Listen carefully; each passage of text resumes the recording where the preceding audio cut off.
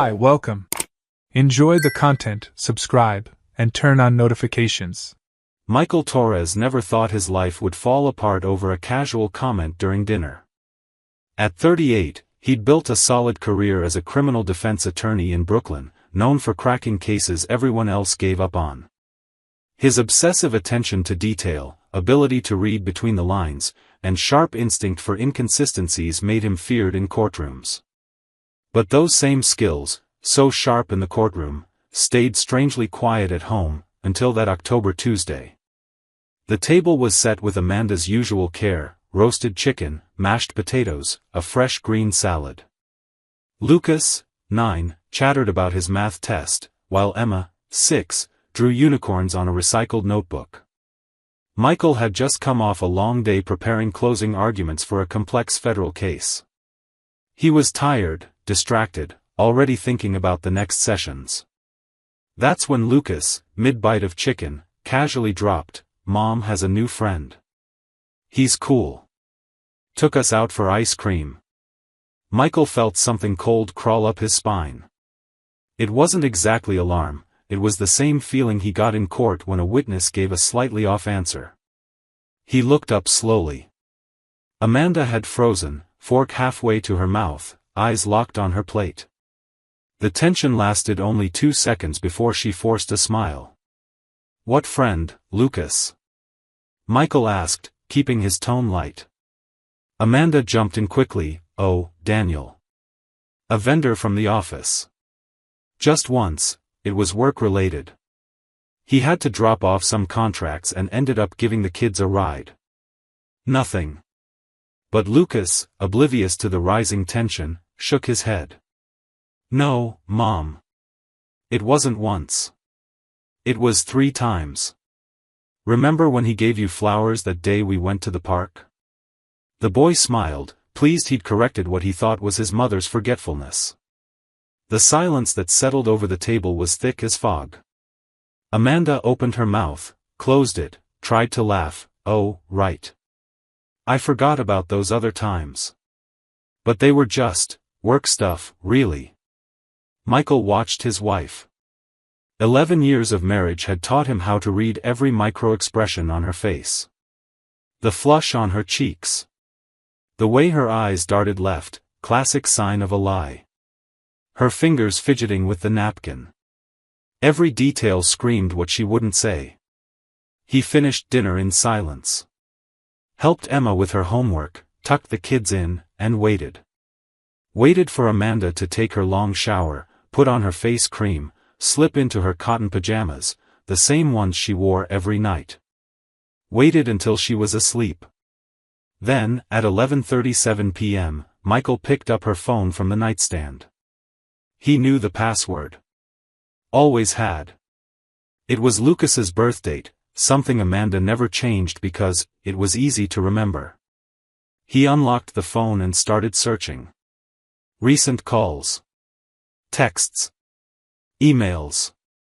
At first, nothing obvious.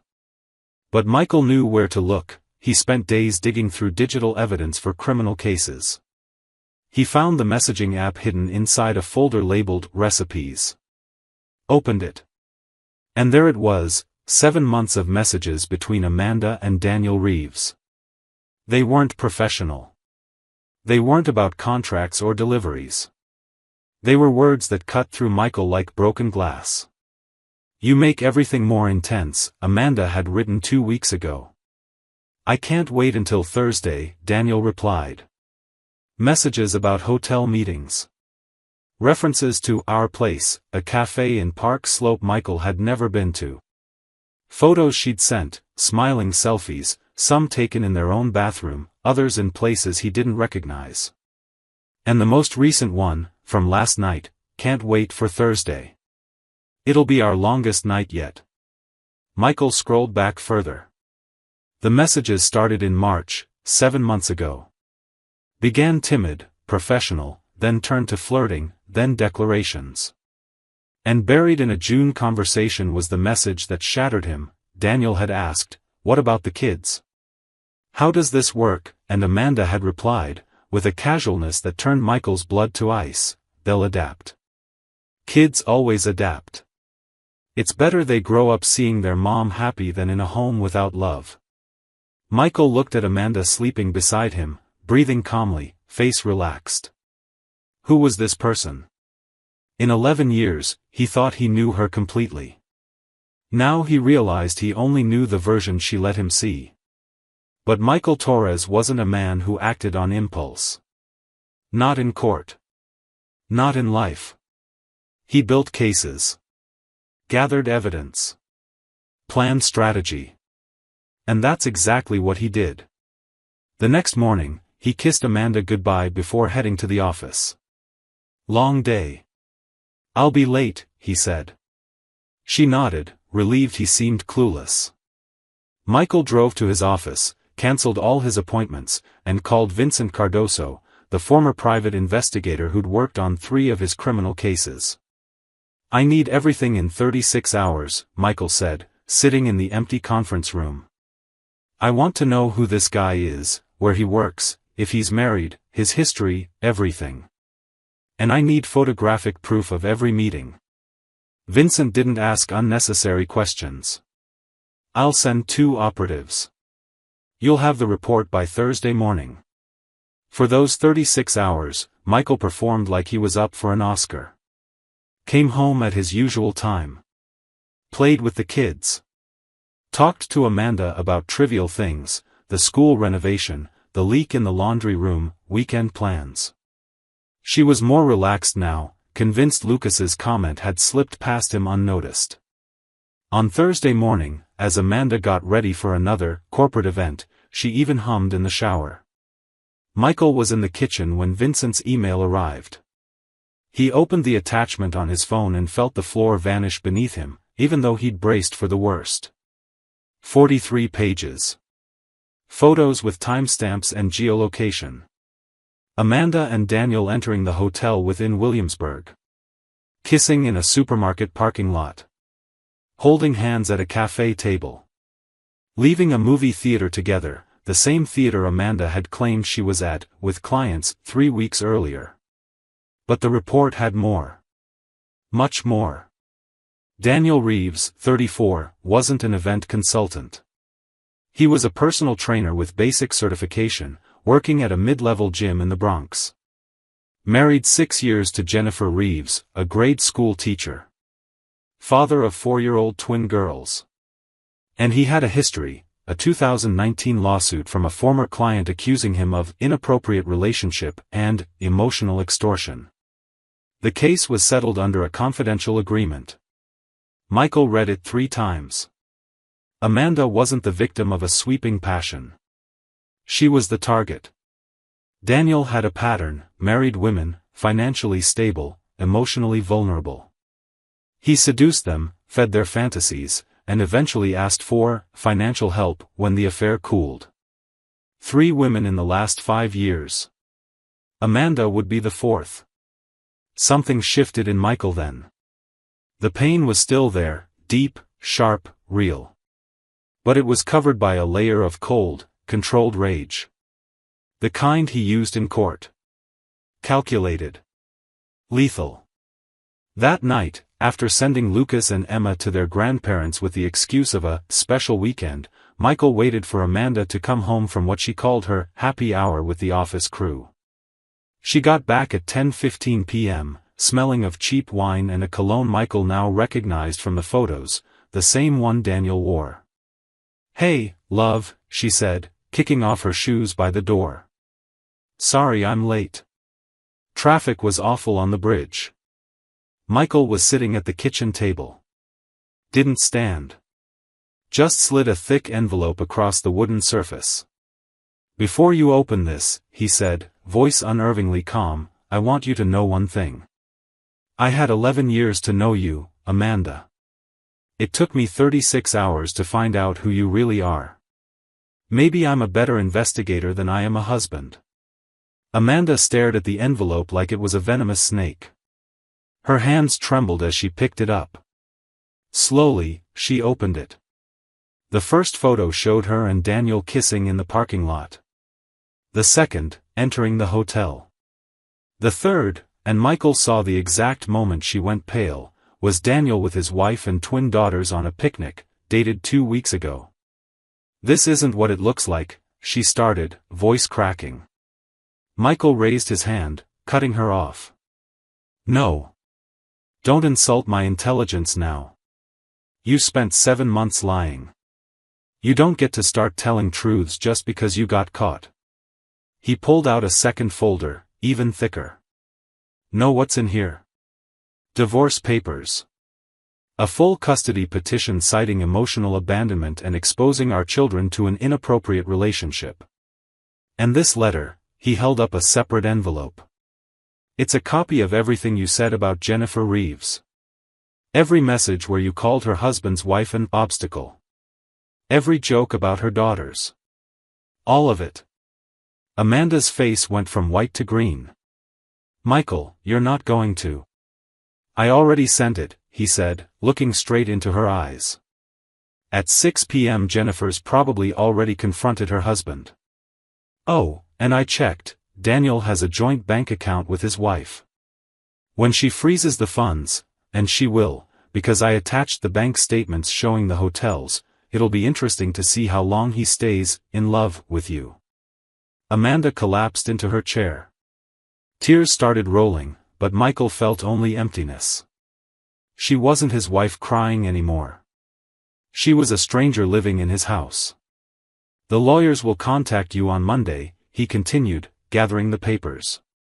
"You have until Sunday to pack your essentials. You can stay in the guest room until then. After that, you'll need to find another place. The house stays with me, it's in my name since we bought it. The kids come back Sunday night. I don't want you here when they arrive. Michael, please, we can talk." "Talk?" For the first time, his voice rose. "You said Lucas and Emma would adapt. That it was better for them to see their mom happy than in a home without love. But here's the funny part. I still loved you. Yesterday, before I found out everything, I still loved you. The house didn't lack love. It lacked loyalty. And that, Amanda, can't be fixed." He walked upstairs to the master bedroom, now his alone, and locked the door. He heard Amanda sobbing in the kitchen for hours. He didn't feel sorry. The next 3 months were a systematic war. Michael had irrefutable evidence. Amanda had no defense. Her lawyer, hired in a panic because the good ones already knew Michael and refused the case, tried to negotiate equal shared custody. Michael presented the messages where she called her own children a complication and said it would be easier if Michael took them more often. The judge, a veteran who'd seen Michael in other cases, had no doubts, 70-30 custody, with Amanda only getting the kids every other weekend. Minimal child support, she had a job and could support herself. Michael kept the house, the cars, the joint savings. Amanda walked out with clothes, a few pieces of furniture, and public humiliation. Because the story leaked. Michael didn't have to do anything. Jennifer Reeves, Daniel's betrayed wife, was an active social media user and posted it all. The Brooklyn community was smaller than it seemed. In 2 weeks, Amanda couldn't walk into a cafe without being stared at. Worse for her, she lost her job. Michael found out, through contacts, that the corporate events were lies. Amanda took time off claiming work obligations when she was really meeting Daniel. When the company found out, through records checks after the public scandal, they fired her for falsifying reports and misusing company resources. Daniel disappeared completely. Jennifer filed a bitter divorce, seeking sole custody of the twins and presenting her husband's history of affairs. The gym fired him after 3 clients canceled contracts citing inappropriate behavior. The last Michael heard, Daniel was living with his mother in Queens, teaching online classes for pennies. And Amanda? In the months that followed, Michael only saw her during custody exchanges. She'd lost weight, developed deep dark circles, started smoking, something she'd hated when they were married. She lived in a studio apartment in Bushwick, working as an administrative assistant making half her old salary. It was a Saturday in March, almost a year later, that the most significant encounter happened. Michael was at Prospect Park with Lucas and Emma. The kids ran ahead, chasing a friendly dog, when Amanda showed up for her bi-weekly visit. She carried a plastic bag with cheap toys, a $5 doll for Emma, a wind-up car for Lucas. The kids accepted them politely, but without the excitement they'd shown a year ago. Emma hugged her mom, but it was quick, mechanical. Lucas just waved. Therapy had helped both kids process the divorce, but their psychologist had been clear with Michael: kids forgive, but they don't forget. The trust Amanda broke will take years to rebuild. If it ever does. Amanda tried to talk to the kids about school, friends, summer plans. They answered in monosyllables. After 15 painful minutes, she turned to Michael, who'd been watching from a distance. "You okay?" she asked, voice small. Michael adjusted his sunglasses against the spring sun. "Better than I deserve to be, considering." "Michael, she swallowed. "I'm sorry. Every day I wake up and I'm sorry. I destroyed everything. I know that." He studied her for a moment. Saw the woman he'd loved for 11 years, now reduced to a shadow. Part of him, small, buried deep, felt a flicker of pity. But the larger part, the part that woke up alone in a cold bed, the part that watched his children still struggling to understand why their family fell apart, that part stayed hard as granite. "No," he said softly but firmly. "You don't feel like you destroyed everything. You feel like you got caught. That's not the same thing. It's not true, Amanda." He said her name for the first time in months. "For 7 months, you had hundreds of chances to stop. To confess. To choose your family. You didn't. So don't come here now pretending regret changes anything. You feel the consequences. Not the actions." He waved to Lucas and Emma. "Let's go. Time to head out." The kids ran over, relieved to escape the tension. Amanda stood frozen in the grass, holding the bag of cheap toys, watching the family she'd shattered walk away. Michael put his hands on his children's shoulders, guiding them along the stone path. Lucas looked back once, saw his mother alone, then looked at his father. "Dad? Yeah, champ? Will Mom come back? Like, for good?" Michael stopped. Knelt down to eye level. Emma moved closer, listening closely. He looked into their eyes, eyes that held pieces of him and Amanda, constant reminders of what was lost. "No, not the way it was," he said honestly. "Things changed. But you'll always have a dad who never leaves. I promise that. Rain or shine, storm or calm, I'll be here. Always." Lucas thought about that, then nodded. Emma held her father's hand. And the three walked on through the park trees, leaving Amanda behind, literally and figuratively. That night, after putting the kids to bed, Michael sat on the living room sofa that no longer felt as empty as it had in the early months. The wedding photos had been replaced by Emma's drawings and Lucas's soccer trophies. The space was slowly becoming something new. He picked up his phone and scrolled through old pictures. There was one from their honeymoon in Tulum, Amanda laughing on the beach, hair blowing, genuine happiness on her face. Or was it? Michael couldn't tell anymore. Maybe that happiness had always been performance. Or maybe, at some point, it had been real, and got lost along the way. He'd never know for sure. He deleted the photo. Not with anger. Not with sadness. Just with acceptance. He'd won the legal battle. Secured a stable future for Lucas and Emma. Protected his assets. Exposed the affair. Achieved justice in the most tangible way. But Michael knew the real war was daily, rebuilding trust, teaching his kids that not everyone lies, proving love didn't have to come with betrayal. He'd win that war too. Not because he had evidence or lawyers or legal strategy, but because he had something Amanda never had, an unshakable commitment to the people he loved. And unlike her, Michael Torres never walked away from a fight. He never had. He never would. In the real courtroom of life, that would be his greatest victory. Thank you for watching the video. If you enjoyed it, don't forget to subscribe to the channel and turn on notifications so you won't miss any updates. See you next time.